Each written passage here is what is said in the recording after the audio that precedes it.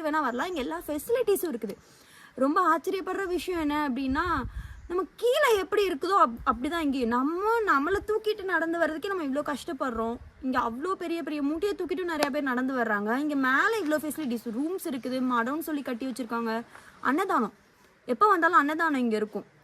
எல்லா டைமும் இங்கே அலோவ் பண்ண மாட்டாங்க. ஏன்னா ஃப்ளாஷ் ஃப்ளட்ஸ் வந்ததுலேருந்து இங்கே அலோவ் பண்ணுறதில்ல. அன்னதானம் வந்துட்டு எப்பயுமே இருக்கும். அந்த 4 days பிரதோஷம், அதுக்கு மறுநாள் அமாவாசை இல்லைனா பௌர்ணமி, அதுக்கு மறுநாள். ஸோ 4 days, மாதத்தில் 8 நாள் இங்கே அலோவ் பண்ணுறாங்க. மழை பெஞ்சா ப்ராபபிலிட்டி, மழை பெஞ்சா விட மாட்டாங்க, அது செகண்டரி. அதனால் தனியாக வரலாமான்னு கேட்டால் ஆப்வியஸ்லி தனியாக வரலாம். நான் ஒரு தடவை தனியாக வந்திருக்கேன், இவங்க ஒரு தடவை தனியாகவே வந்திருக்காங்க. சோலோவாக வர்றது சொல்கிறேன். ஃப்ரெண்ட்ஸை கூப்பிட்டுட்டு வரலாம். நல்ல ஒரு ஸ்பாட்டு, தாராளமாக. யாருக்கெல்லாம் வந்துட்டு பாடி ஃபிட்டாக இருக்கிறவங்க தான் அப்படின்னு இல்லை, நம்ம ஃபிட்டாக இருப்போம், கொஞ்சம் ஒபிசிட்டி இருக்கும், அவங்க கூட தாராளமாக ஏறலாம்.